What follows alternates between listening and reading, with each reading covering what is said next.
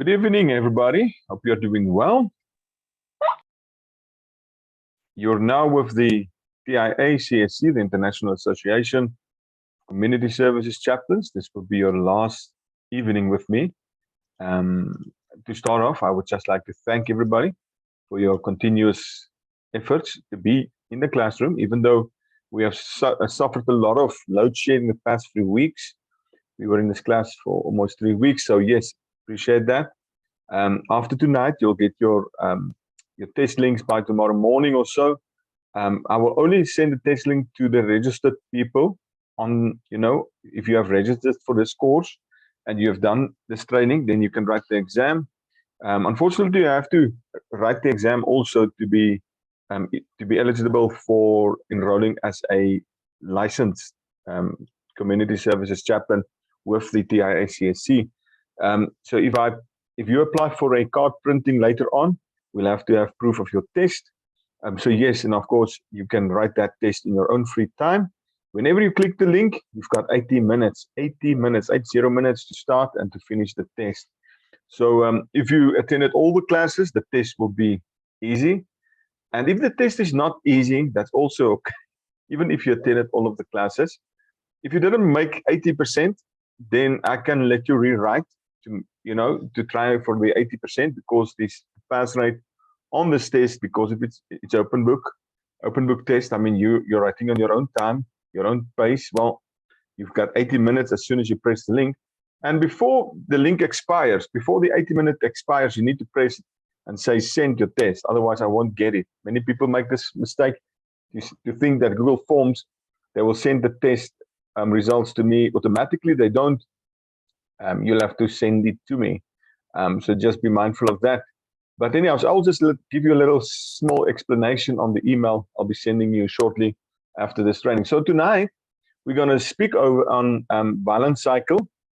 We also speak on domestic violence in our second level of training, a little bit more advanced and very good. And then also we're going to speak about suicide prevention, suicide, and so on. The suicide session is quite a heavy session. It's very heavy, and that one will take us probably almost 45 to 50 plus minutes. If we go well, we'll be finished by 9 or 8:30 at the latest, if we do not take a break. I know some of you will be having load shedding tonight, so if you miss me and you miss some information at the end, because there is a small little part I will tell you at the end of this training, because there will also be a question included at the end of this training tonight. Our last segment, actually, it's not much points you'll miss when you don't get that one. It will be only 5 points or so, but that 5 points can push you over to 80% at least. So with no further ado, I would like to read 1 or 2 verses from the Word of God in Matthew 4. And Matthew 4 starts off with the temptation of Jesus and what he went through when he was tempted by the devil. And then, Jesus begins his ministry after the temptation. So if you're tempted, if you are in real big trouble and the devil keeps knocking on your door, you know what's going to happen? If you prevail, if you endure, God is going to bless you with a special anointing, a special ministry after that. Because then all of a sudden, after this magnificent temptation of Jesus Christ, he started his ministry. You can go and read in Matthew 4. But then there comes a few verses, and I want to share with you verse 19, where he calls his first disciples. Let me read also verse 18. Now as Jesus was walking by the Sea of Galilee, he saw 2 brothers, Simon, who was called Peter, and Andrew, his brother, casting a net into the sea, for they were fishermen. You know what happens to these people? Jesus came in verse 19 and he said to them, follow me and I will make you fishers of men. Isn't that amazing that these guys then immediately left the nets and they followed Jesus? And it's typical of a chaplain. We sometimes think we have to preach for the multitudes. And you can read in the Bible that Jesus always involved people, ministering to people. People was Jesus's life on this planet. He demonstrated empathy and demonstrated compassion. He demonstrated everything a good Samaritan would demonstrate. But when he said, follow me, he just said it to a couple of people, just a few simple people. He said it to the 12. Now, he could have spoken to the multitudes on the mount, especially in chapter 5 and 6, the preaching on the mountaintops at the Sea of Galilee. He could have done it in that fashion, but he chose to select a few. And those few, they turned the world upside down. And even though we are just a couple of chaplains on this platform tonight, and even the other chaplains, they are making us stronger, we are few in a big world out there. And Jesus told you, follow me. Now, this is probably the most important thing you'll ever hear, is that when Jesus say to you, listen, you follow me. Because Jesus was willing to bless the masses. But what drove his ministry was investing in the individual. And this is what this session is all about. It's not about the masses, because, it's nice to have a platform to speak to thousands of people at once. It's very nice to have that. But Jesus' main focus wasn't the masses. Although he ministered to them, yes, his main focus was that people, that handful of people. His time and his attention, he moved beyond the multitudes towards a few of his men, his followers. And he taught them the skill of disciple making.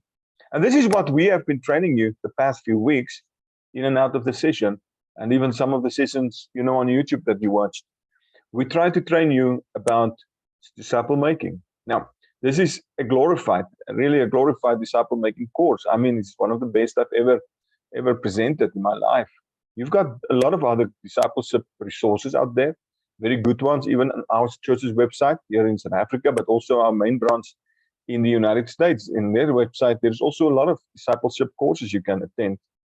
But this one is it's elevated. It's like you're taking the extra time, you're taking the extra effort to be the best there is in discipleship making.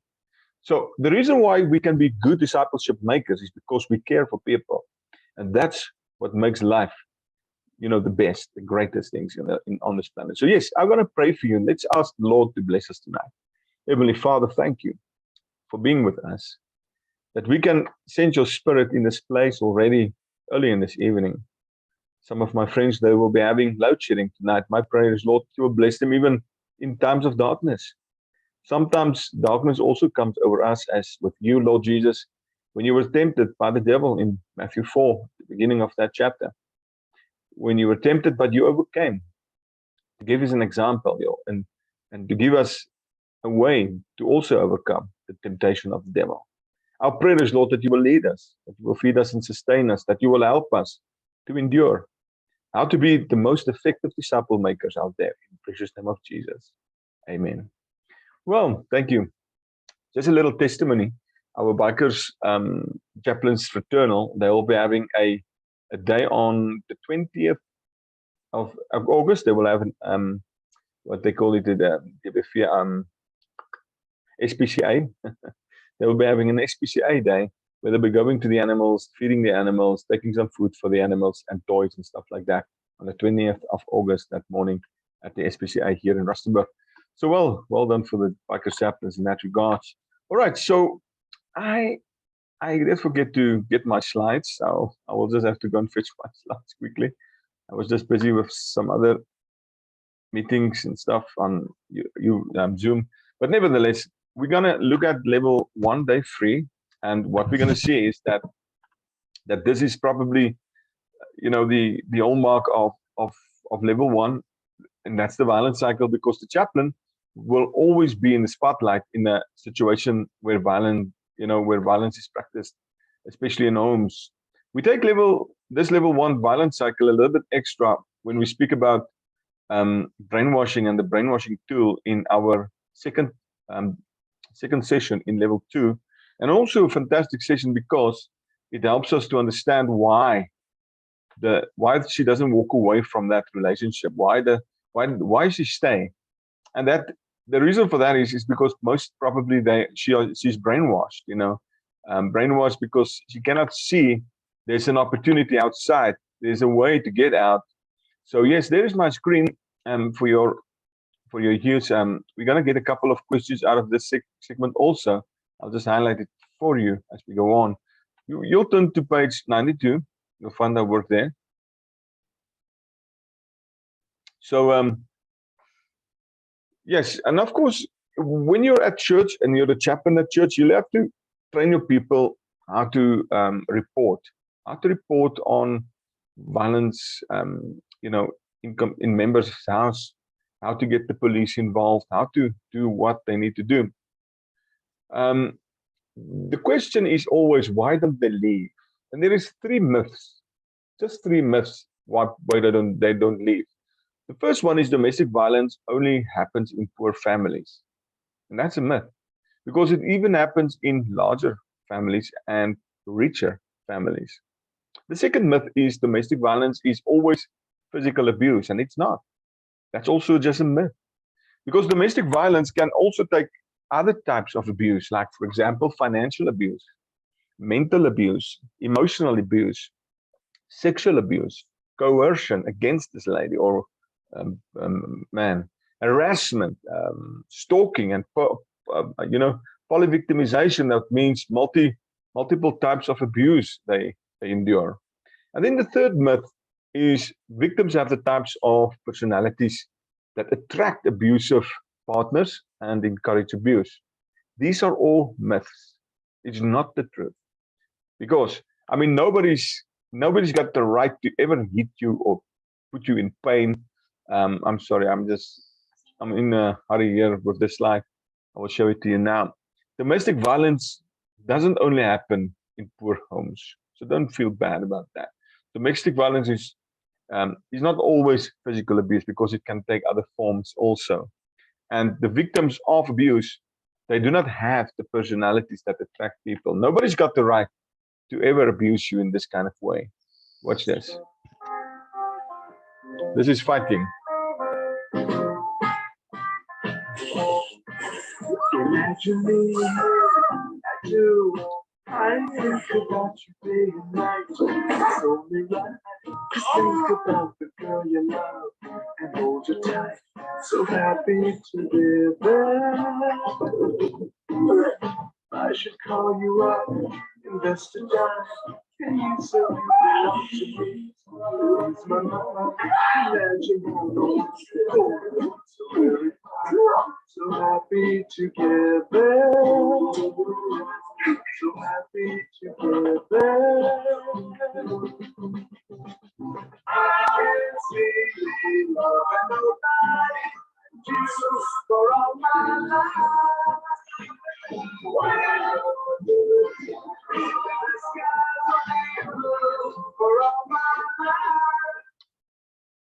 Well, this video never gets old. I always have fun with this in my mind.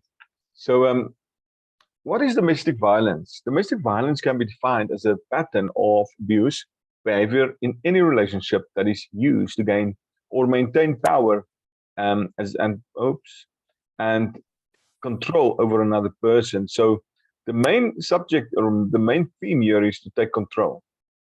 Now, they use many brainwashing techniques to gain control over another person. It can be male or female, adult or child. It can be any kind of person. It manifests as physical, sexual, emotional, or psychologically abusive behavior or threats. And also it includes actions that frighten, intimidate, even terrorize, manipulate, hurt, humiliate, blame, injure, or wound. So these are all the types of symptoms of domestic violence.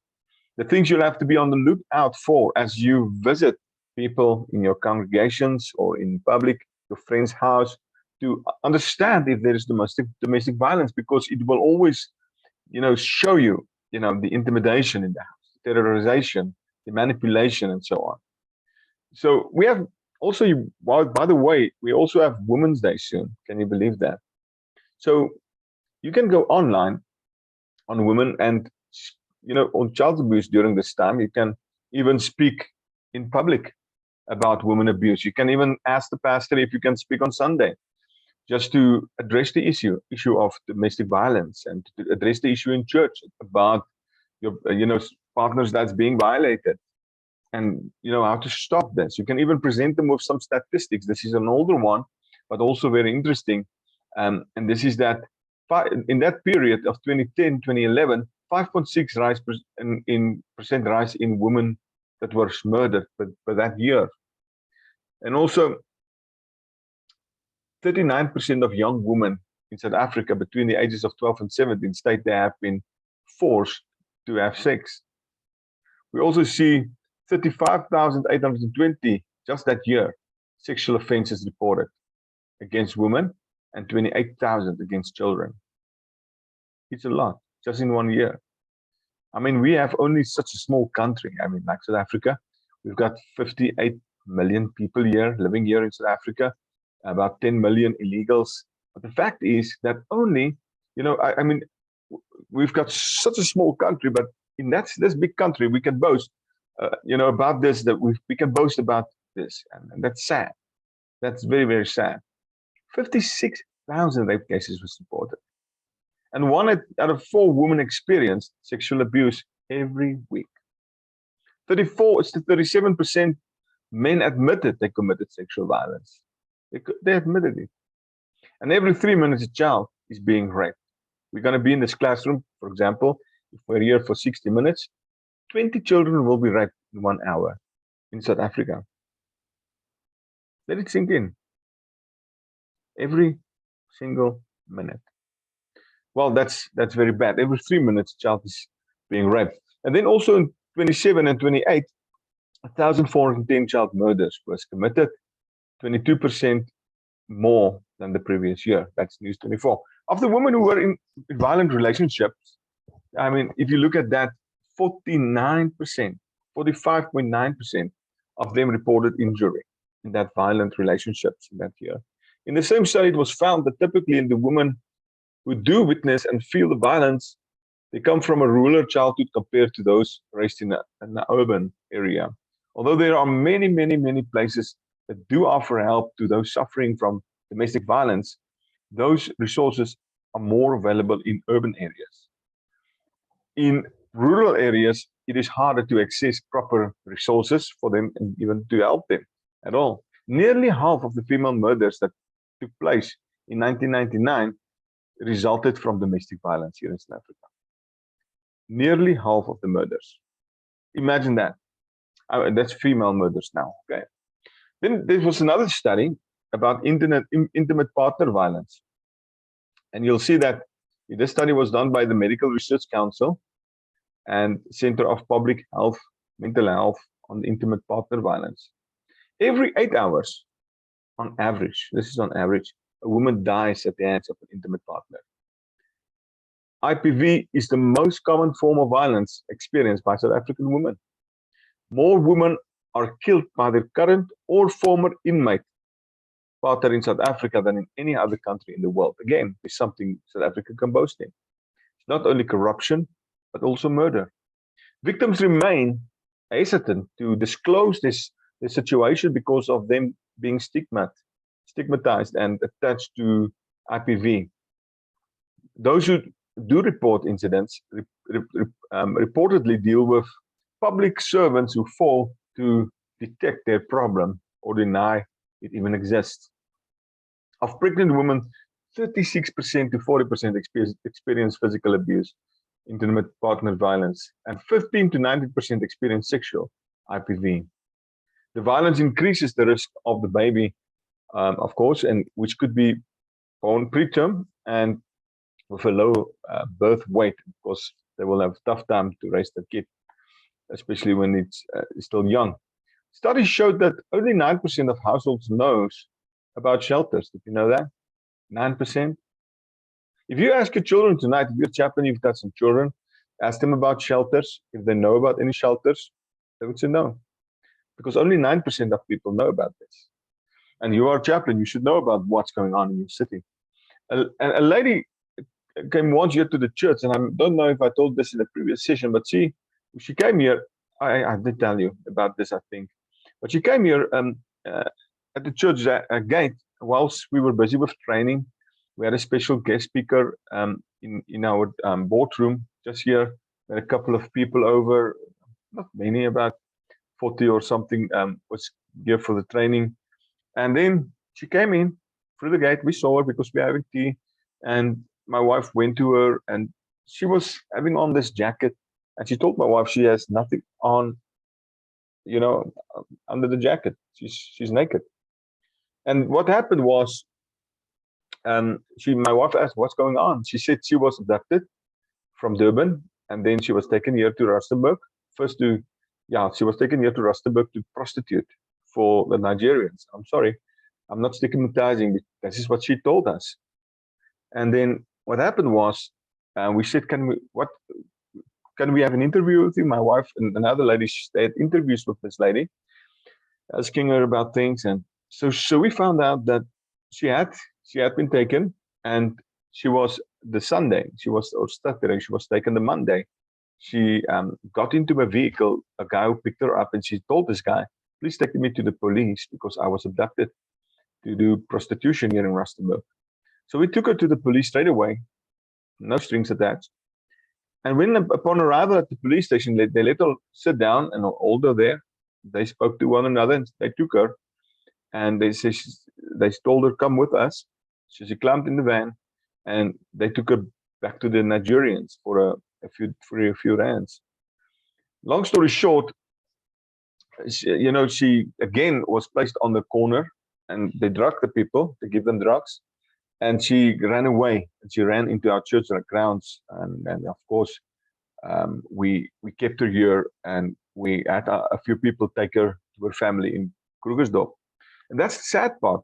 I mean, that even the police would, be involved in these kind of scamming, Did you know that 55 rape complaints against police officers were investigated in 6 months between April to September of 2018? 55 rape cases. People who was willing to make a case. There's some others being raped in the police stations, but they haven't made cases. And all of these, most of these, of course, happened in the Eastern Cape province. That's very sad. So, and also, not all of the over 2,639 murders of women in 2017 and 18 would have been by their partner. Of the 6,341 sexual offenses cases in that specific time frame, including rape, that were brought into court, 4,716 convictions were obtained. So it is not too bad, because it leaves us around about, non-convictions about 2,000 for that year. So that was according to the NPA, the National Prosecuting Authority, in 2017-2018 manual, their annual report. Now, this represents a conviction rate of 74%, the highest in the past 5 years. And it gets better.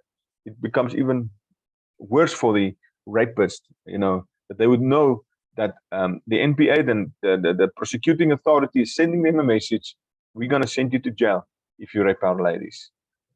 I don't know what's this. Oh, yes, it's a little small insert. Let me just check what it is.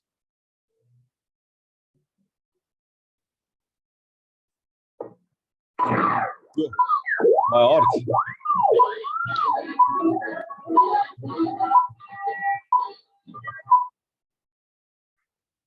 Oh, yes. What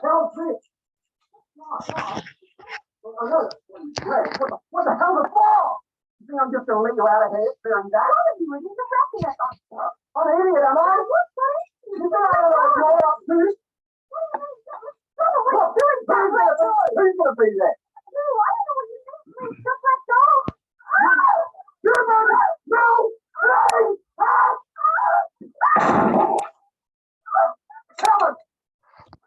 They're fighting about the dress she bought.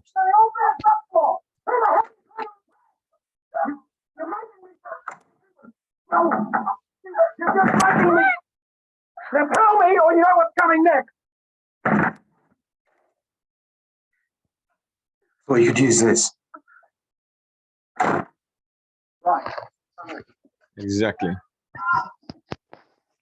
Do nothing, and you can as well give the baton. Did you know that? If you do nothing, you can hand him the baton, and he will injure even further. So we've got functional families and dysfunctional families. And this is what domestic violence is all about, because in a dysfunctional family, you'll see more violence than in a functional family. And the reason why I show you this is because you can present this to your Sunday school teachers, the slides. I've preached on this some time back, a couple of years back. And you know, many people came to me and said, wow, Pastor, you opened our eyes, because I think we are predominantly dysfunctional in our family life. Would you help us? And then, of course, what we need is more functional families in our communities. And therefore, the chaplain is there to, you know, to be an activist for functional families. You see, the problem is with our world is that activism only works the wrong way around, you know, for the worst or the bad things. You can activate activists for the bad things, not for the good and the right things. Now, a dysfunctional family, you'll see people that is performance oriented. And in this sense, the performance, you know, they want always performance. And when they send you to the racetrack and you need to go and run, they want you to be first, your parents. They don't want you to be second or last. You're no good if you're last. And that's why we call them performance oriented. But on the functional side, this family is person oriented. So they will focus more on the strengths and the weaknesses of the person in front of them. And when you get second place or third place or even last place, they'll still be happy for you, because you didn't endure any injuries. You didn't incur any injuries. In a dysfunctional home, you'll see people that's conformed to specific demands. Yeah, we call that conformity demanded. In other words, if you're not like me, you'll not be happy. But in a functional house, diversity is welcome. Everybody is different. That's why we call it a diverse household. And in any case, I mean, just imagine everybody's like your dad, or everybody's like you if you're the dad or the mom. And then we've got on the dysfunctional side, dependent or codependence. In a lot of sense, is like, for example, the wife, she do not have a driver's license, and the husband, you know, he keeps her not having a driver's license because he wants her to be dependent on him, or codependent at least. So when he's not around, she'll feel he's not around. Some ladies, they don't even know how to use the bank ATM. Some husbands don't know how to use the bank ATM, and they want it like that. But that's the problem. We are building a dependent or a codependence on somebody else, and that's dysfunctional, because we need to be interdependent. Even if you're in love, even if you're crazy over the hills in love with your partner, to be interdependent of them doesn't mean you're going to do what you want to do. It's just that you'll have your own driver's license, you'll have your own passport, you'll have your own, you know, phone. Nobody's sniffing around on them, because you are interdependent from your spouse. But in a dysfunctional home, this other spouse will always track and always monitor, you know, the other party. Some time back, I had a couple. Well, first the girl came and see me in Marika, and I told her, listen, you'll have to remove the tracker from his car, or just remove the app of the tracker from your phone. You cannot track your husband like that, because it shows this is a dysfunctional side of you. You know, it's a dysfunctional side of you. So I don't know if she did delete that app, but it would have killed me to know where my wife would be all day. Not really. She's always around me. Critical and judgmental environment is a dysfunctional indicator. Always judgmental. You're afraid of entering the home because it's a dysfunctional home, and they're always critical on you. Now, I won't say that loud, but sometimes family members can be very judgmental, especially when you enter the room. Everybody's judgmental, not towards you most of the times, but they're negative. I had such family members many times in my life. I would just ignore them, and I would not, you know, visit them because of their critical and judgmental attitude. Everything is wrong always. Even if they've got coffee, the coffee is always cold, or there's not enough sugar, or the president is not doing enough, or the city councillor is not doing enough. It's always something negative, because it's a dysfunction that is sticking out. I like the story about the girl. She was asking her mom, how big is God? I don't know if I've told it before, but if I didn't, here it comes. And mommy said, let me think, my child. Oh, God is as big as this mountain there. She said, wow, as big as this mountain there, mommy? Yes, God is as big as that mountain. So there was a quiet time, and she was just, you know, watching the mountain and thinking, you know, a little bit, this girl. And she was small. I mean, she was small. And she asked, mommy, did Jesus live in you? She said, yes, my child, Jesus is inside of me. The child kept quiet for a while. She said, all right, mommy, if Jesus is in you and he's as big as the mountains, why isn't he sticking out? Oh, the mommy thought to herself, why isn't Jesus sticking out? And that's the thing about Christ, you know. If you have Christ in your life, you will be sticking out, not your dysfunctions. Not your dysfunctions. Well, you'll have to sort out your dysfunction. Of course, you cannot stay with it and keep, you know, doing the wrong things and expect the, you know, the best things to happen to you. Because if you do wrong things is going to happen to you. And then also on the dysfunctional side, we have the inconsistent and a rigid rule kind of family. You know, sometimes the rules may be inconsistent. In other words, it's, you know, it's going this side and that side, and it's not fair. Have you heard it before, mommy, daddy, that your rules isn't fair? It's rigid, and there's no space for your children. That's a dysfunction because you don't trust them. You don't trust your kids to go to this one and that one because you're afraid that they're going to use dacha or marijuana, whatever the case may be. You need to trust them. And therefore, in a functional house, there's flexible rules.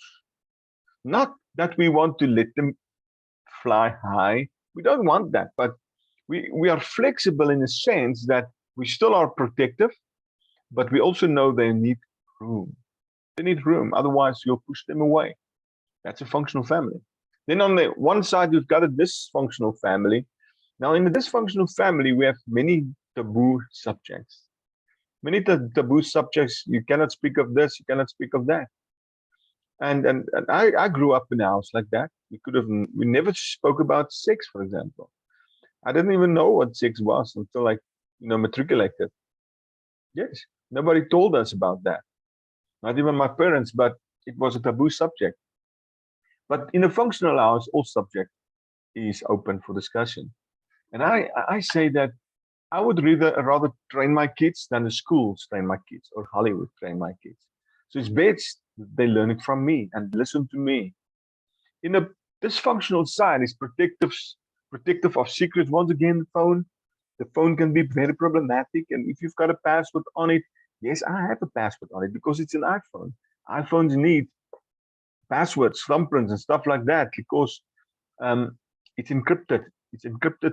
This whole phone is encrypted. Nobody can unlock it if it's locked. It's my phone.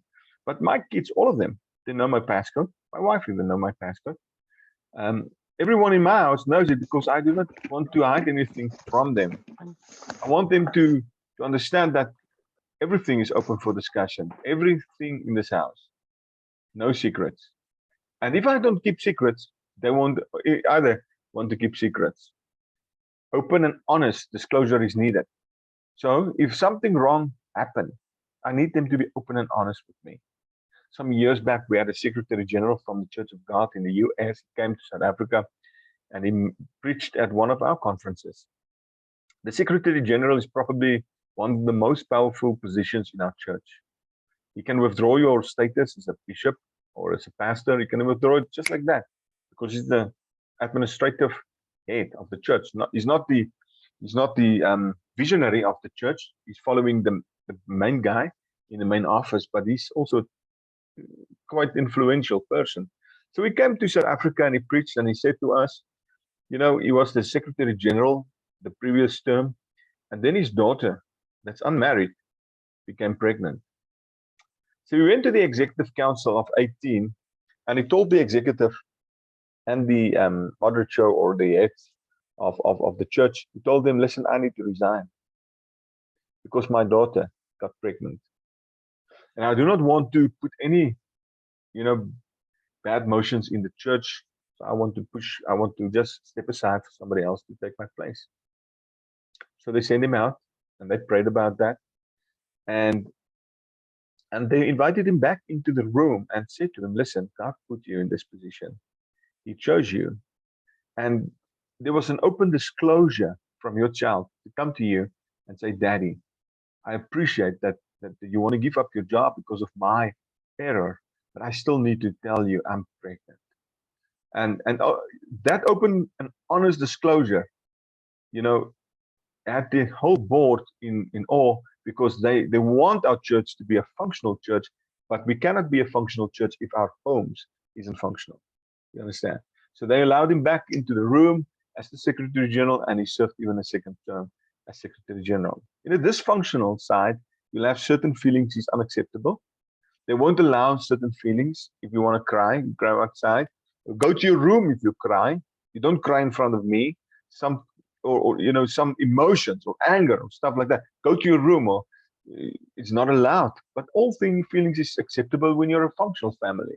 So you'll have to make this list up and say for yourself, if you're living currently in a functional home or a dysfunctional home. I encourage you, chaplain, do not preach to other people if you're in a dysfunctional home, unless you have learned through the process of dysfunction that you can teach somebody else not to fall into the same pit as you. Yes, of course, we will always have errors in our lives. We'll always tend to go over to a dysfunctional side, but we need to push hard to be in a functional level again. So also, punishment is shame or guilt producing in the dysfunctional home. So when you punish your children, you want them to feel bad about what they've did. I say, you know, punishment shouldn't make them feel bad. It should produce discipline, as well as responsibility producing. I don't want them to feel bad. I just want them to learn something when I punish them.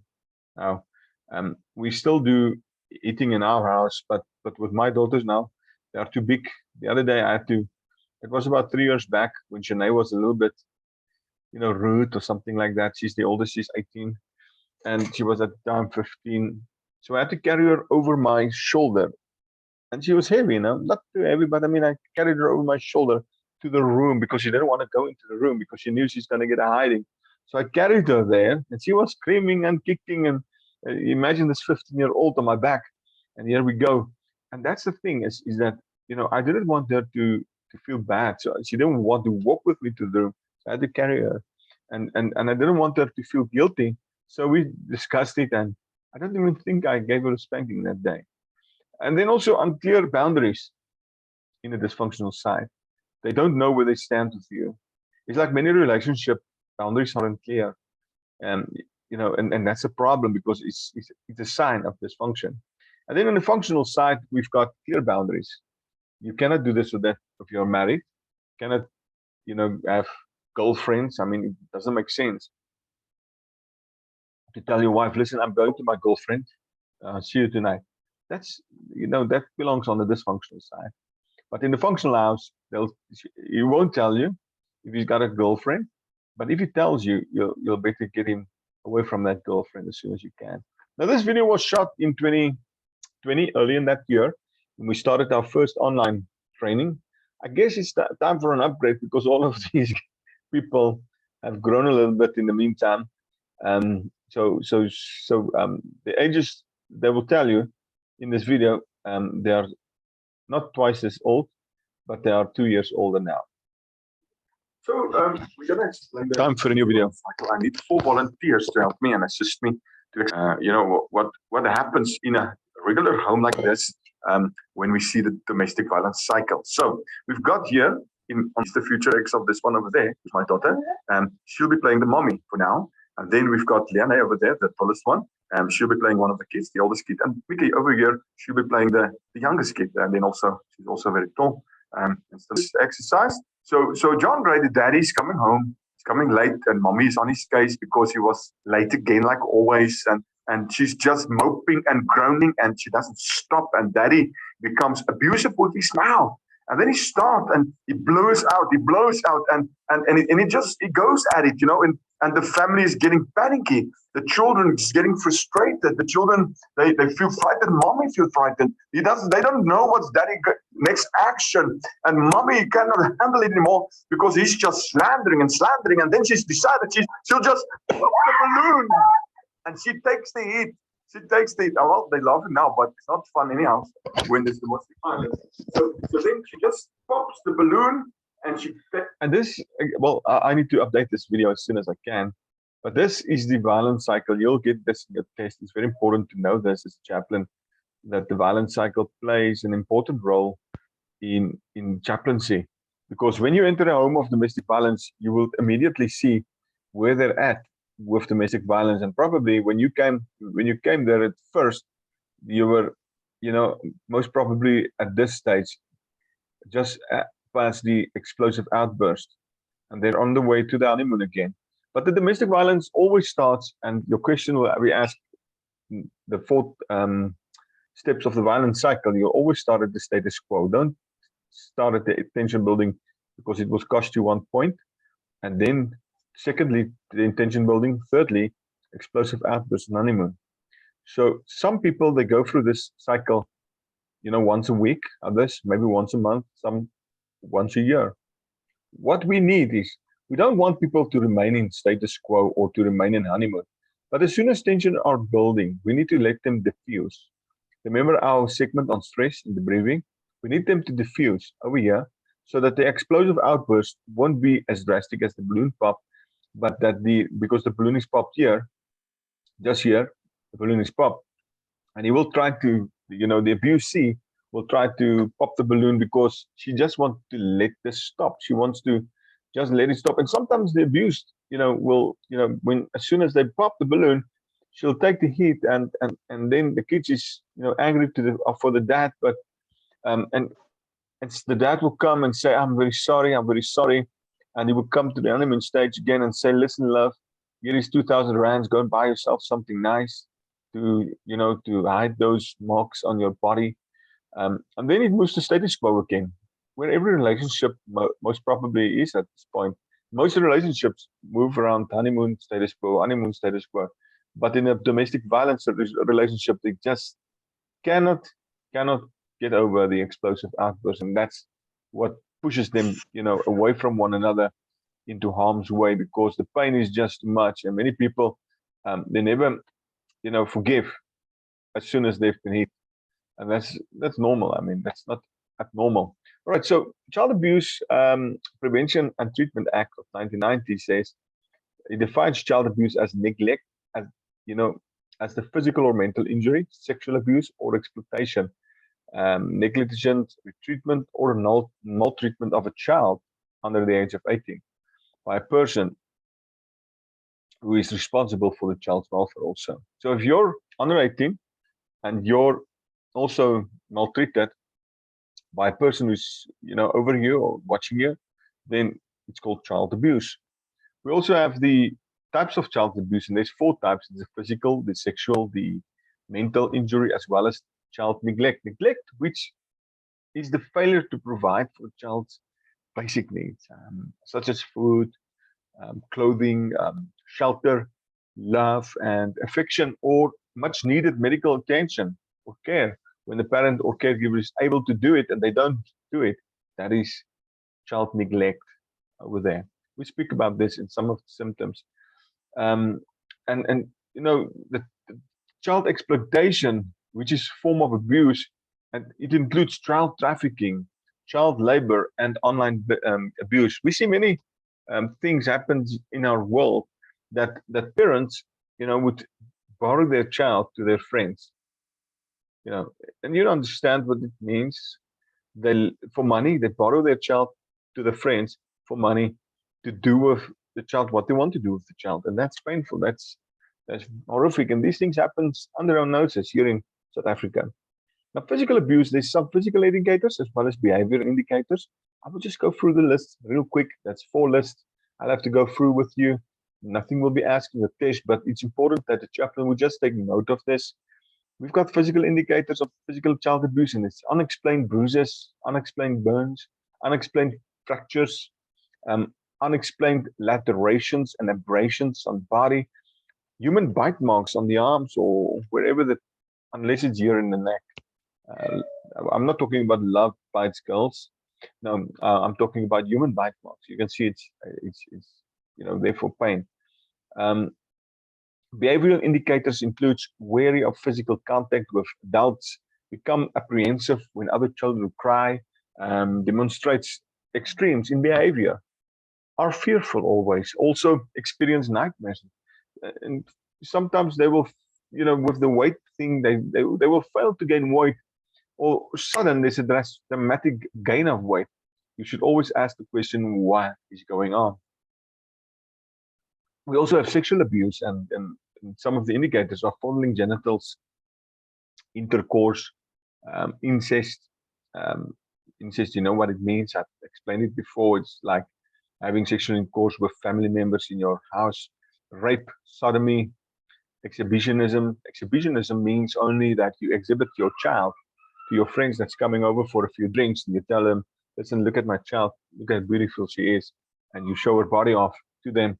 And then also sexual exploitation, of the child. Um, we have physical indicators for this, and some of it is difficulty. And this is not the only physical indicators. This is just the most relevant physical indicators. It's difficulty in walking and sitting because of sexual intercourse, torn, stained, or bloody underclothing, bruises or bleeding in internal genital parts, vaginal or the anal areas, pregnancy, especially in early adolescence, frequent urinary or yeast infections, and also frequent unexplained sore throats. These are all some of the indicators. And then we have behavioral indicators. Appear withdrawn or engages in fantasy or infantile behaviors. He has poor relationships, unwilling to change clothes for gym, engages in delinquent acts of runaways. A delinquent act is an act that's committed by a juvenile, a child, for which an adult could be prosecuted in a criminal court. Um, but when committed by a juvenile, is within the jurisdictional frame of the juvenile court, of course. And then we've got the last one there, displays bizarre, sophisticated, or unusual sexual knowledge or behavior. This happens in our world. I mean, I've seen these kind of things that people would show their kids pornography movies. I mean, I don't know why would people do that. It's crazy, and that's child abuse. I know these days what I see more and more over the world is that they want to train our kids from a young age about sexual intercourse. I mean, they want to train the grade 3 classes now on, about that. I like what the governor of Florida did. He said, no kid will be trained in my state about any sexuality, before grade 3. No one, because some of the big shots in America wanted to let the children, when they enter school, already, be trained about sexual intercourse and so on, and change of sex and such things. We've got mental injury also. Habitual scapegoating, you know what that means? It's your fault, not my fault. You're always, giving this one the scapegoating etiquette. Belittling or rejecting treatment of the child, constantly treating siblings unequally. There is only one sibling that's being treated fairly, but all of the others are not treated the same. Persistent lack of concern by the caretaker for the child's welfare, and also behavioral characteristics, habit disorders, biting and sucking and rocking like this all the time, conduct behaviors, destructiveness, cruelty, stealing, neurotic changes, traits, sleep disorders, and play inhibitions, and then psychoneurotic reactions like hysteria, obsessions, compulsions, phobias, and also hypochondria. And we've got behavioral extremes like overly compliant with people, she'll do anything for you, and extremely passive or aggressive, very demanding or undemanding. And we've got lags physically and also intellectual development areas. And then also the attempted suicide of the child that were always, sitting on the lap of a pastor some years back. This was a pastor from our church. I mean, I'm talking about years back. She was always coming into the pastor's office when mommy visited the pastor's wife, and then the pastor will invite her to come and sit on his lap. True story. Many years later, she came out that he was actually motivating this kind of behavior, that she would come and sit on his laps because he would rub her against his, privates. And so as she grew older, remembering these things that the pastor did, it grew worse in her, and she reported the case to the authorities. They arrested the pastor. He stood trial, and that was about 15 or so years back. And I think he's still in jail. He's been sentenced for 30 years or something like that, um, for that kind of behavior, because he's in a position of care. He's never supposed to do these kind of things. All right, and then also we've got child neglect, physical neglect, refusal of or laying down, delay in seeking health care for the child, abandonment of the child. I mean, many children are abandoned at school. They come there early in the morning and go late at night. It's abandonment, expulsion from home, not allowing a runaway to return home. So if you are a runaway and you're under the age of 18 and your parents doesn't want to let you back into the house, that's child neglect, and that is prosecutable according to our law. Inadequate supervision of the child, and then also educational neglect.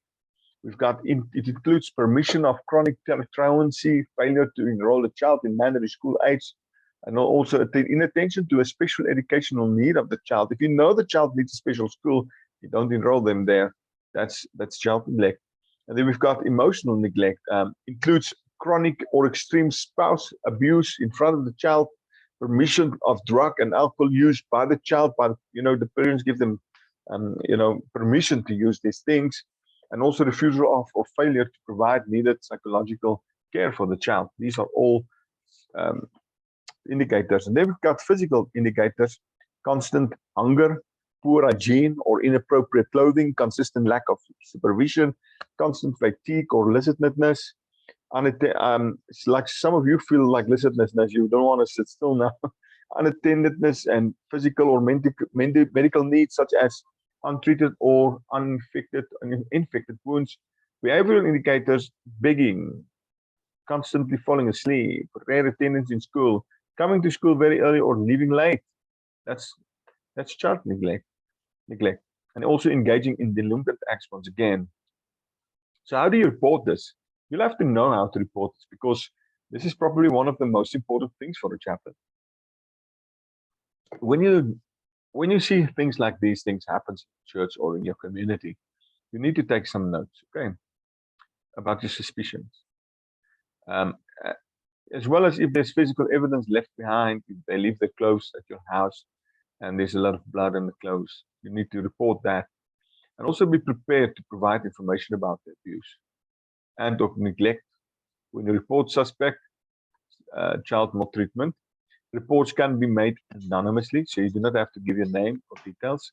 You don't have to give anything. And then also, when you report suspected abuse or neglect, you are immune or protected from civil and criminal liability of any kind. So you do not have to worry that they can, get you in trouble because you reported them. You're immune against those. There's some places to report. You can take a snapshot of this, but you can report child abuse at any of these numbers. You can also just Google it. You can also just Google it and report it when you see it, because it's very important to report those things. Now, where can the chaplain go for resources? I mean, you can go to all these places. This is resources for the chaplain: shelters, crisis centers, the victim witness program, pro-arrest policies, orders of protection. The chaplain should respect the pro-arrest policies. Here, the chaplain should always ask, himself the question: should I take sides? No, you shouldn't take sides. Even if there's people in your congregation, you shouldn't take sides. Even if the husband is a wealthy businessman, is hitting his wife or his children unfairly, you do not take sides. Even when both are your church members, don't take sides at all. Be careful, be very careful taking sides. When somebody gets injured, an arrest should take place. All right, that's all for now for this section of the work. I'm not going to show you that because it will just take too much time. And also that one I won't show you because we're going to skip the break, if you don't mind. I know some of you will probably leave the room now because of load sharing. So if you have to leave the room, just do so. For the others that's still in the class, please stay on. You can ask questions at the end of this class. We still need about 40 minutes for this section of the work. So if you want to take a break, you can go. You won't miss too much at the start of this section. So we're on page 101. For those who's watching online, you can pause the video here and take your needed break. Page 101, let's go there. So don't lose focus now. We are almost at the end of our training.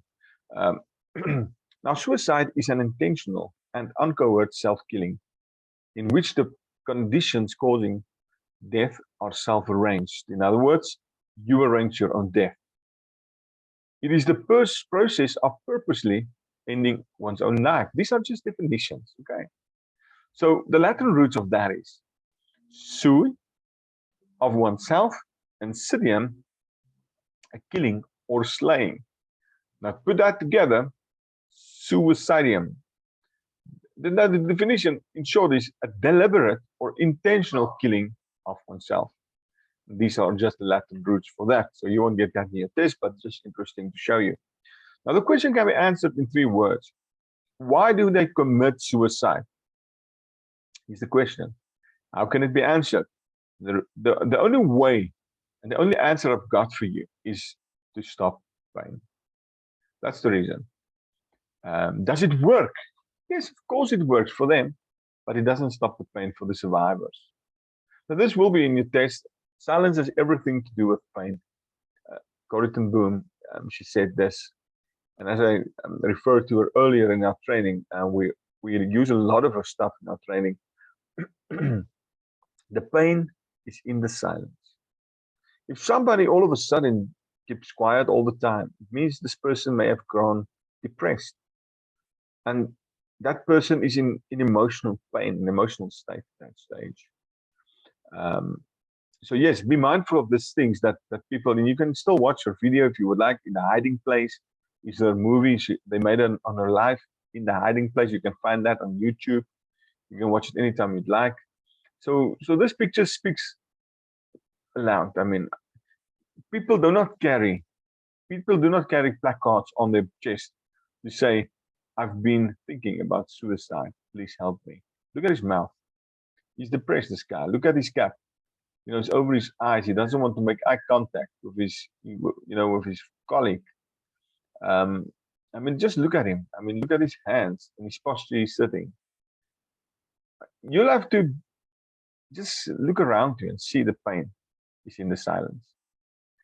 I wish it was this obvious, but it isn't. You have to be careful that people, withdraw from you. Now, these are just myths of suicide. It's, in other words, things that's old people's stories. It doesn't work like this.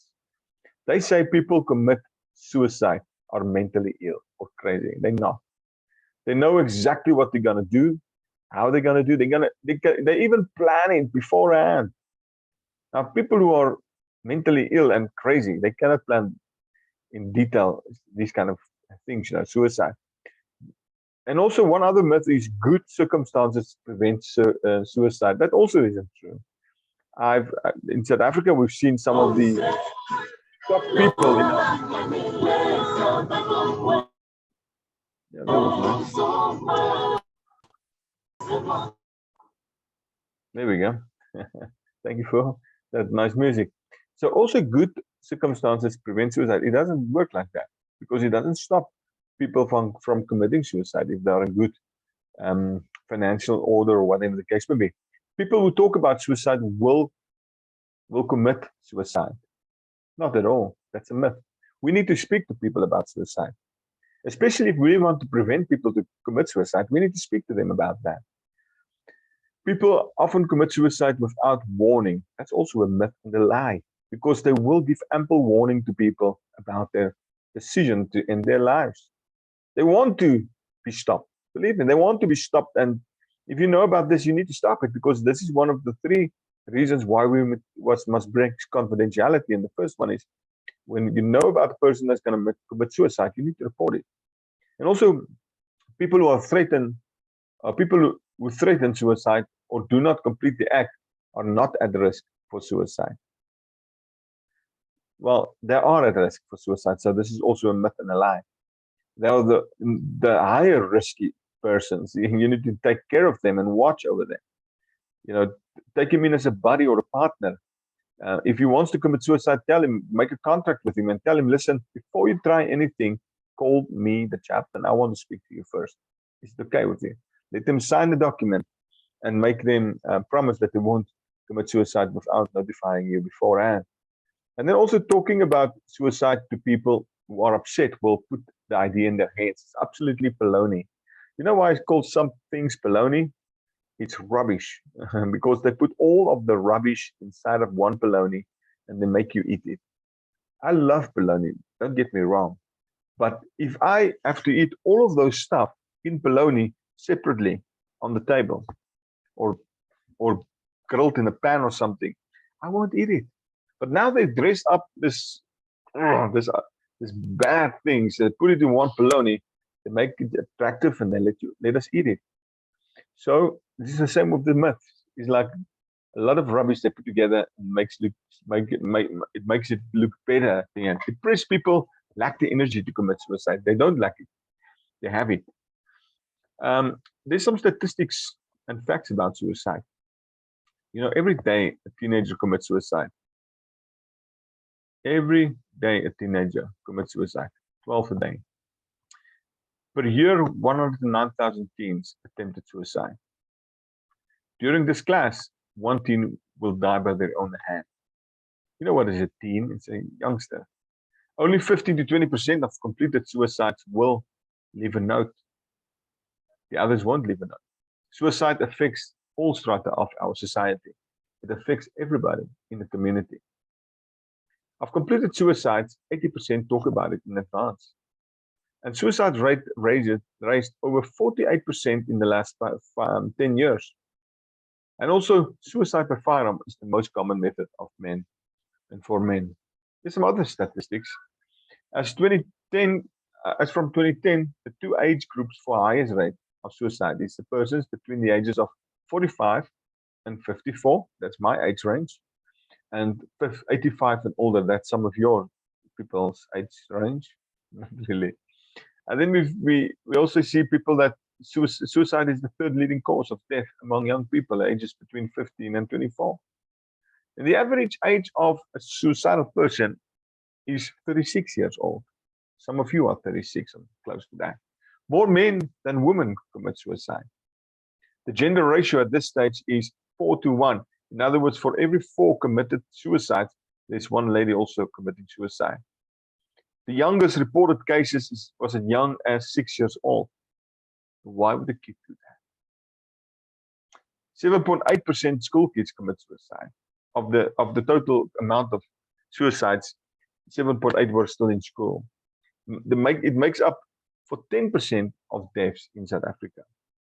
I mean, come on, people, this is crazy. I mean, we are just a small country, and again, we boast in one of the highest rates in the world. Now, there's prevention methods, and this is the victim-specific as well as the victim-general. In the victim-specific side, you know, there's always a sign or signal of behavior or lifestyle relative only to the person in question. So this is a signal they give us. Also, on the victim-specific side, person is preoccupied with the death ideation and, you know, watching YouTube videos about how to die or 1,000 ways to kill yourself. There's such things on YouTube. Can you believe that? And they also avert or non-noticeable, depression. On the victim general side, generally people will, this is specific on the one side, and the other side is in general, they will have these kind of traits. Broad brushing stroke sign signal recognized as a conventional sign of potential danger. Depression is general. Most of them will have depression. Some others will have changes in behavior, and others threats about taking one's own life, and also giving away treasured items before. They didn't want to give the items away before, but now all of a sudden they want to give it away. It's because it's victim general signs of something they think about. And then also they had a previous attempt of suicide, and that also tells us more about the person. There's also predictors for adults. Prior suicide attempts, planning for the suicide. I'm just going to read quickly through this. It's not so important, but just to note in your mind, alcoholism, drugs, and suicide, ideation, always talking about it, isolation, living alone, hopelessness also, and cognitive rigidity, being an older white male, and also modeling. You've been, in your family, there was some other people that, killed themselves, suicide in the family, genetics, family violence. Some other indicators is in economics, loss of a job, or financial difficulties. I see many people that lose their job, they become depressed, they kill themselves. There was one very, very wealthy, well, notable musician here in South Africa. I don't want to call out names, but he killed himself because he was financially bankrupted. And then also suicidal careers, job with extreme high stress factors, like the EMTs, the police. And these people, they are in extreme high stress jobs. And also marriage problems. It's also, part of the family pathology. These people are victims, and also, these are predictors of suicidal things in their lives. We've got stress and life events that's happening, things that's one season to the next, they just can't handle it anymore. We've got anger, aggression, irritability, physical illness, especially if terminal or cause constant pain. I know also about another musician here in South Africa. He committed suicide because he had cancer. I remember you'll probably remember him, one of our greatest voices here in South Africa, all timer. And also repetition and comorbidity of the above factors. In other words, all of these factors together can also play a role. Then there's some other indicators of children between the ages of 15 and 19, just to show you the slide: and history of running away, history in incarceration, recent severe stressors, or even unplanned pregnancy, psychiatric disorders, alcohol or drugs abuse, changes in eating, sleeping habits, withdrawal from friends, family, and regular activities, and also violent actions, rebellious behavior, or running away. Some other is unusual neglect, personal appearances, marked personality changes, persistent boredom, difficult concentrating or decline in the quality of schoolwork, frequent complaints about physical symptoms often related to emotions such as stomach aches, headaches, fatigues, etc., loss of interest in pleasurable activities, not tolerating praise or rewards. Now, teens who teens who plan suicide may do the following. They may say something like, I feel rotten inside. That's a red line. That's a red line. If your teen says, I'm feeling rotten inside, vrot met ander woorde, then you need to react and respond. Sometimes they will just put their affairs in order. All of a sudden they're, cheerful after a period of depression because they know there's an end coming of their lives. They will also give verbal hints. These are all the teen that is planning their suicide. Now, there's risk factors to all age groups, and it's a diagnosable disorder. It's an illness, if you want to kill yourself. It's a disorder. Dysfunctional families, for family history of mental disorders, family history of suicide, family violence, these are all dysfunctional families.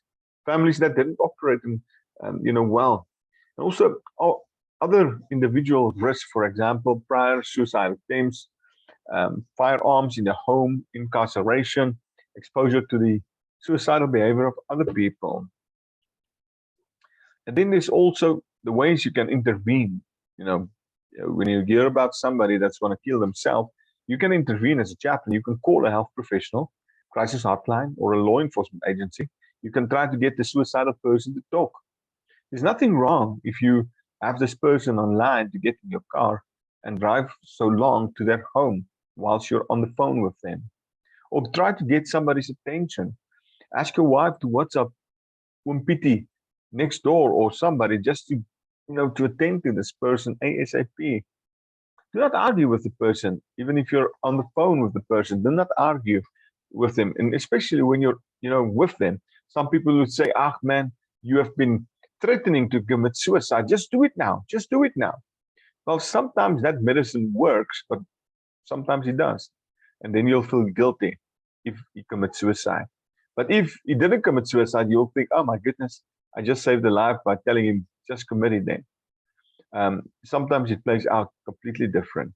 And then let the person know they are understood. That's what they want to understand, that they are understood by you as the chaplain. Yeah, you know, and you do not want to judge them. You want to care for them. There's some guidelines I want to give you. It's not your test, don't worry. But these are guidelines for, you know, intervening and in these kind of situations. Stay within the limits of your own training and expertise when you speak to a person that wants to commit suicide. Also understand and always have a list of competent psychiatrists or clinical psychologists available for referral, if you will. Especially when you're new in town, just do a search on your phone or Google and find out where's the psychiatrist, where's the psychologist. Even the hospitals, they've got lists. You can even go there to the administration of the hospitals and ask them, can I have a list of psychiatrists in town, please, because I'm a chaplain. And sometimes I work with people who are suicidal. I want to refer them to this professionals. Also screen all people you counsel who are depressed about suicide. You can screen them by asking them about that. Have you ever thought about committing suicide? There's nothing wrong, because this doesn't put an idea in their head. If this idea was supposed to be in their head, by now they would have been in their head. And also send critical cases for psychological evaluation and testing, if you will, as soon as possible, even if the person doesn't have money or any medical scheme. Government hospitals also do the same. Government hospitals do the same. I've taken people to Weskoppies. Weskoppies is a place in Pretoria. It's a government psychiatric ward. I've taken many people to that institution in my life. You can do that. You can do that. You can pop the person in the vehicle and take them to a psychiatric ward. Most hospitals also have a psychiatric ward these days. Let them know they are genuinely loved and appreciated. Don't go away, leaving them alone, and they feel unappreciated. They don't feel loved. They will commit suicide. Stop them from doing it by loving them. Don't judge them about their thinking. Don't judge them about that they've tried before to commit suicide. Develop a supportive environment for them, because that's what they need. They need to know that somebody's going to help them. Somebody's going to, you know, assist them. Prepare and sign a contract with the client, as I stated before, that they won't harm themselves without calling you first, or their pastor, or their professional counselor. If they can sign that contract and commit themselves to contract before they do the act, they will think about that contract, because it will sit in their mind. I've promised the chaplain I won't do it. Let me phone him first, or let me text him, because maybe he won't hear the text. Just be mindful of that. And also never trivialize threats. Never put people down when they threat about, you know, suicide and so on. Take it serious. If the individual does complete suicide, you as a counselor or as a chaplain, you also need to have a debriefing session with your counselor or with your team leader, or with anybody for that matter, because these days we can do interventions also over Zoom. As you are attending this class also over Zoom, you're most welcome also to speak to me. Then also there's some other warning signs of suicide. Just list and list, and it goes on and on. We've got some 20 lists still here on my end. Not really 20, it's less than that. But some of the other warning signs of suicide is ideation, putting it in your mind and dreaming about it, substance abuse, purposelessness, anger, trapped, or hopelessness, withdrawing, anxiety, recklessness, mood swings, this side and that side. You know, the other day a guy told me, he said his wife doesn't need a mood ring, her face shows it. So yes, all of these things are telling us there's a problem, and you have to investigate as a chaplain as soon as you can.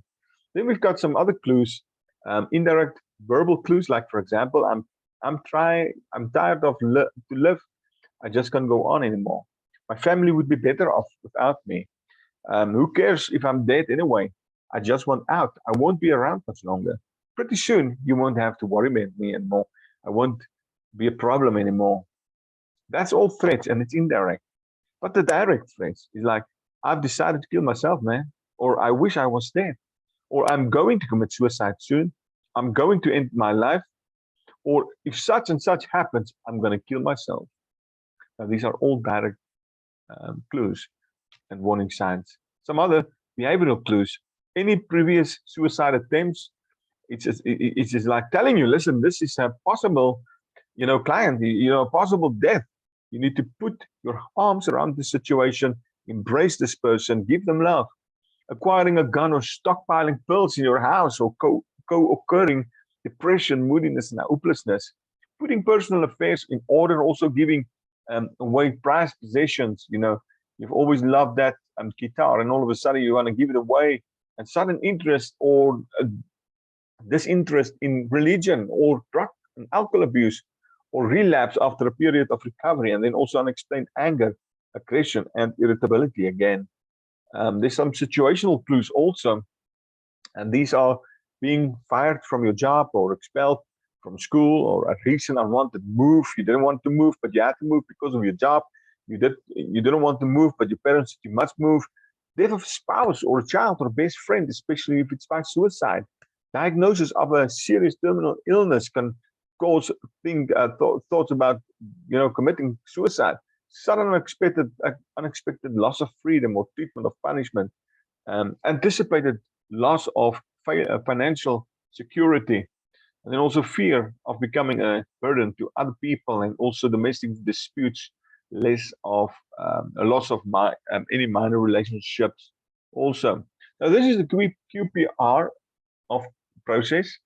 We still have some slides to cover before we can leave the room tonight, and I hope we can cover it in about 20 minutes or so, maybe less, if we can run through this, because the next portion of this segment is very important, but that's the grief cycle. But before we get there, is the QPR is question, persuade, and refer. As soon as you get involved in a with a person who wants to commit suicide, you do the QPR process. You question, ask a question, save a life. And you can have an indirect approach, or you can have a direct approach to this. You shouldn't ask them, you're not suicidal, are you? You can ask them clearly, do you want to commit suicide? Give a direct approach. And then also persuade the person. Your goal is to persuade them not to stay alive. You need them to stay alive, because if they kill themselves, you will feel bad about it because you've seen this person. But remember now, even if you feel bad about it, remember that you didn't put the gun in this person's hand. You didn't hang him up on the light, or you didn't hang him up on the pole outside, or the tree. You try your best to question, to persuade, and refer the person. Your goal is to get them the help they need. And if you cannot provide this help, refer them. Otherwise, you'll be referred soon if you don't do that. Then we've got the grief cycle. This is the last part of our segment, and it's also a few slides to cover. The grief cycle is very important. You'll get this in the test. As by Dr. Elizabeth Kubler-Ross. You can find her online also. Fantastic book she written about the grief cycle. Now, grief always, starts with denial. They will deny that their loved one died. We're going to speak about this in detail in this session now. And also, they become angry because when you open the door, remember this notification, you knock, they open the door, and you tell them, listen, your loved one just died. They will first off say, no, it's not possible. It's not possible. And when it sinks in, it takes sometimes 1 minute, 2 minutes, sometimes longer. Then all of a sudden there's an anger outburst. All of a sudden you didn't know this lady can become as angry as this, and then she'll start to bargain. Most of the times the bargaining will take some time. It may not even happen while you're there, but it happens. They will bargain and say, oh Lord, please, if my loved one just comes back. And then they will become depressed. They will become depressed, and they will withdraw from everybody. They want to die themselves. And then we have the acceptance stage. This is the grief cycle. You need to know it in this order also. You cannot start with acceptance. You cannot start with depression or whatever. It's always with denial, anger, bargaining, depression, and acceptance. Now, this video would show probably, what happens in the grief cycle the best. Watch this video.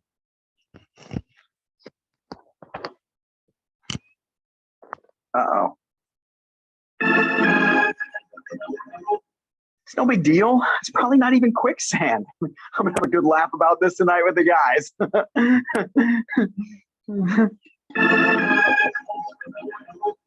Well, this is just perfect. Stupid quicksand, stupid jungle. I want to bite someone in the face. Mother.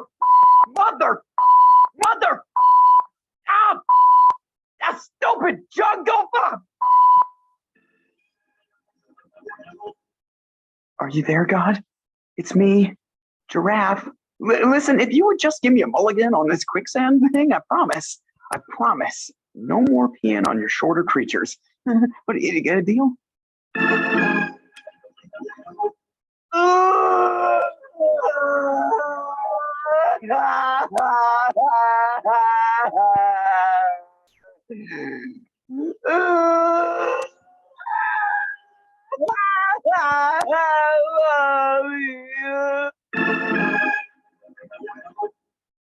You know something?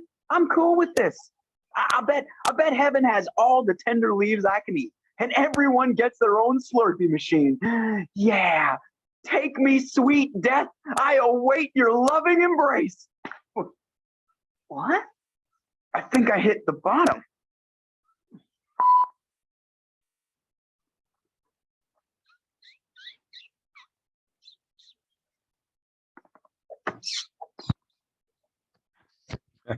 At least he was for the assistance for that little animal. Okay, so yes, that is the grief cycle. Now, what we see is normal grief cycle, and the complications about that, because it's normal to go through all of these things we just mentioned. There's nothing abnormal about any of these, because when you hear about death in your family, this is the cycle you'll be going through. Some people have a delayed response to this, but ultimately they will go through this. Some others, they will feel guilt, embarrassment. Now, if you hear that your loved one committed suicide, you will feel guilt. You will feel embarrassed. You will feel rejected or shame. And even you will isolate yourself from other people because you're afraid of what they will feel and what they will say about you. And also, existential angst. You will always be angst. What if somebody else also commits suicide in my family? There was a guy working at the Metro Police some years back. He had one child, he lost him in an accident. Another one committed suicide on the tree at his house. That was horrible. That was horrific. It was the worst thing I've ever seen in my life. There were siblings, there's two children, and the one couldn't live without the other. And obviously the dad and the mummy will always have this existential angst, about life. And then we have got self-reproach, and then dishonor or disgrace. You'll feel a sense of that also because you feel you're a failure. You feel you're a failure because your child committed suicide, or this person, your loved one, committed suicide, and it's your fault. It's not. And also frantic search for meaning during this process of your recovery after learning that somebody was killed. And also obsessive search for why. Why would they do that? Why would they not call me? Or why would they not? And we will ask these questions, would I or could I, or if only I could have been there. If I was only available on my phone that night, I saw the missed call. What if I picked up that phone? You would have been still alive. We will always ask that questions. Also, unusual grieving patterns. Some people experience, unhealthy grieving patterns. They will be stuck in the depression for a very long time, or they will be angry for a very long time.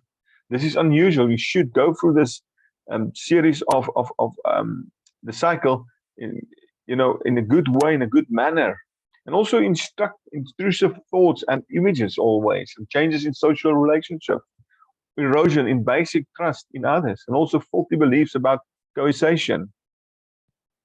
We have this one also. You'll feel a sense of disbelief and shock over this person's death. You'll feel the shame, you'll feel the guilt and the grief, the pain, the distortions of grief, or what we call morbid grief. Anger will be expressed in different forms, for example, the bargaining and depression side, and also social taboos on discussing suicide and acceptance of the loss of this person. Now, this is a challenge to the chaplain. And this is not a disclaimer, but we can see it as a disclaimer. Your opinion on whether suicide is wrong or a sin will determine whether you agree with the following statement. The statement is a person who commits suicide rational at the moment that the decision is made? And if so, are they accountable for breaking God's teachings about or against taking human life? This is our challenge.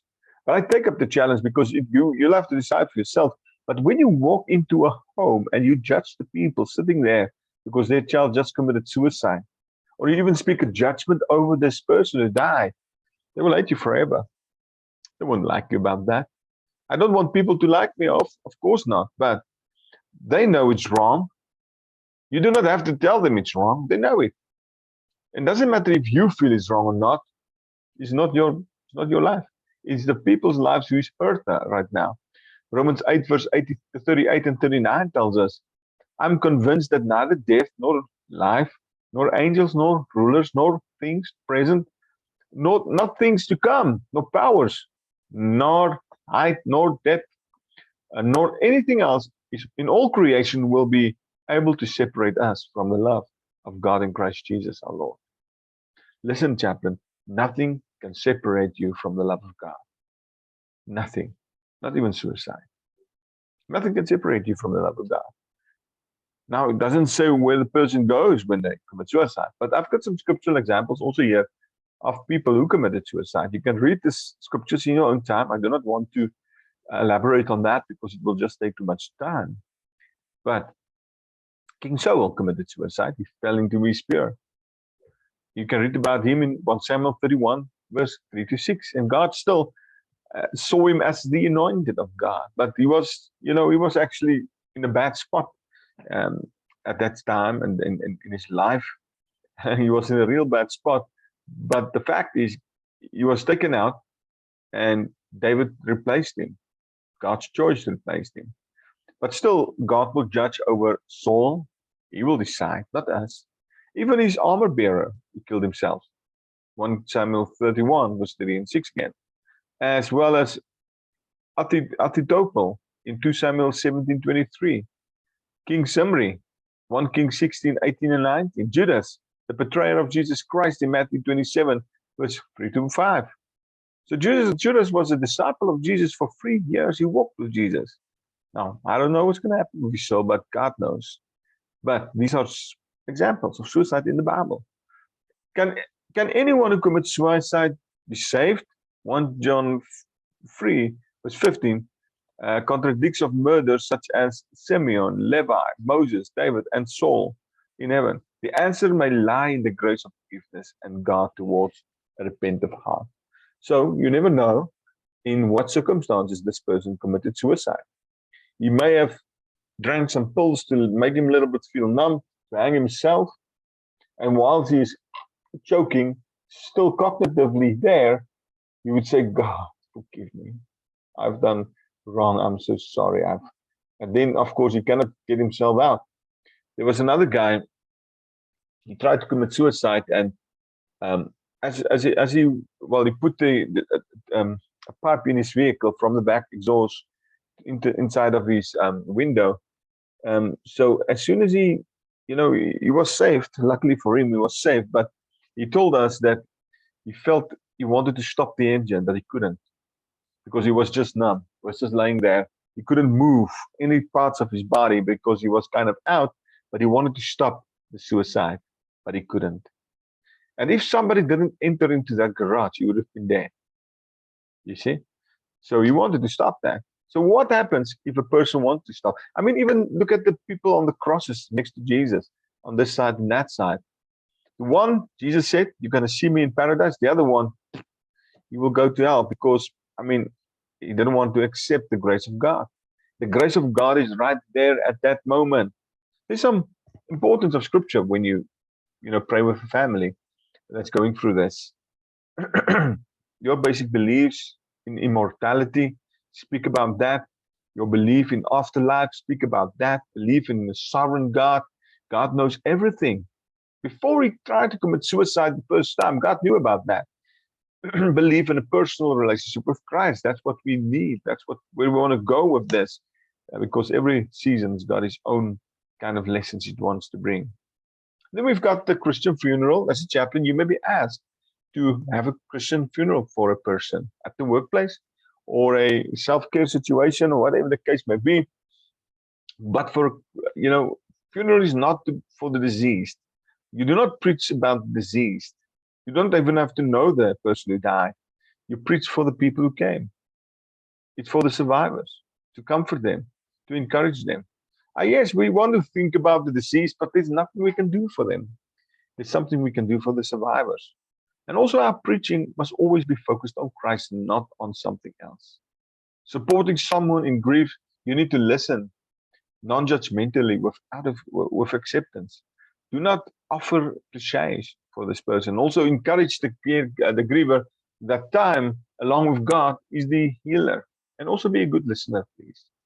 And then importance of religious rites, minister of presence again. You can just minister with your presence. You do not have to say anything. Also know the funeral rites. There's a lot of examples of funeral rites in your book. Or is it in manual too? Cannot remember now. But in any case, there's also funeral homes. Know the funeral homes in your area. Funeral at the church or the chapel. Which one they ever prefer.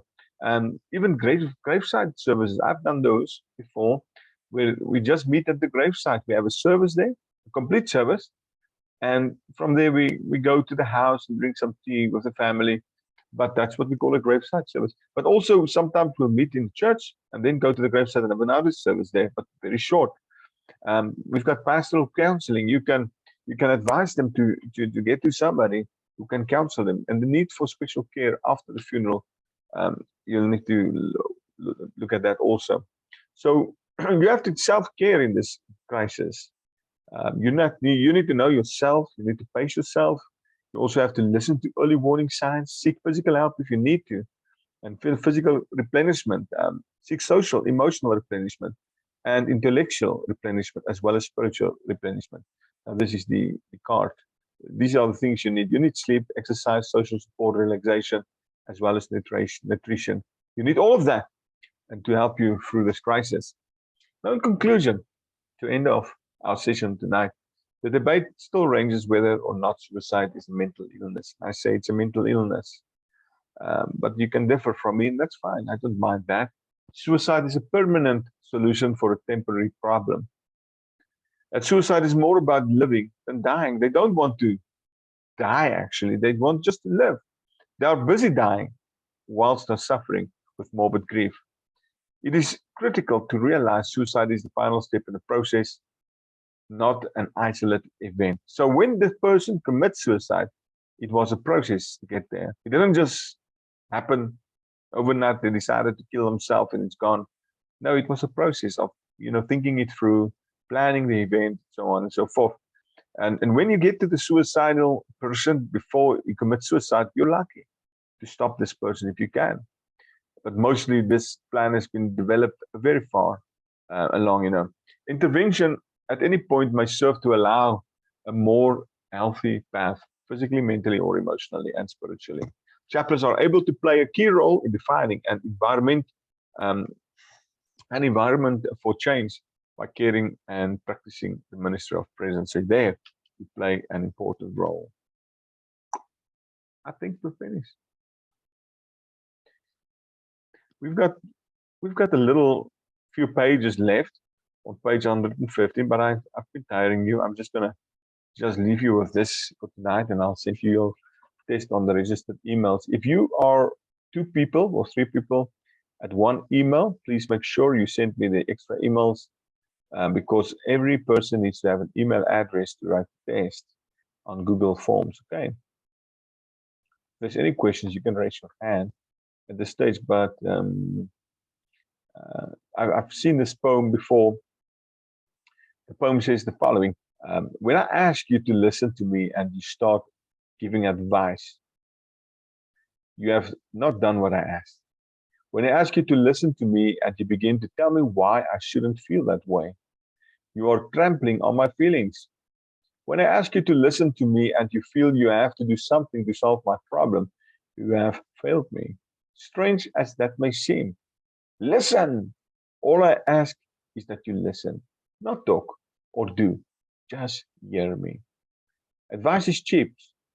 25 cents will get you both Dear Abby and Landers in the same newspaper.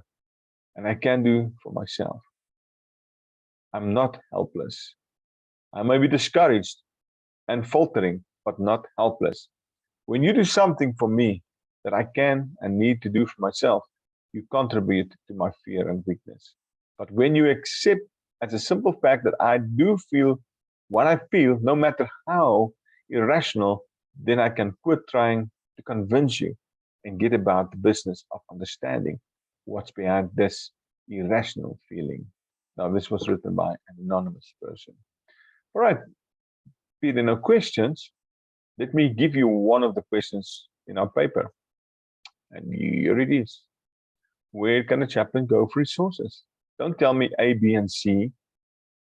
When I ask you this question, tell me all of the above. I love that one because I mentioned all of these, and then some people would say only Red Cross and community and fire and flood committee. You can go anywhere for resources, chaplain. Anywhere. Even there's some places not even mentioned here. You can go for resources. So this won't be there. Managing your resources, well, that's good. You must network with other chaplains. I'm not going to speak on this. And this is what we are doing as chaplains. We network with one another as often as we can in that regards. But anyhow, this is this. And I think you're ready for your test. And I hope that you had a good night with me and hope that you will have a good night's rest also. And hope that God will bless you as you leave the room. Thanks for being here. All my advanced chaplains also, thank you so much for being here. Bless you.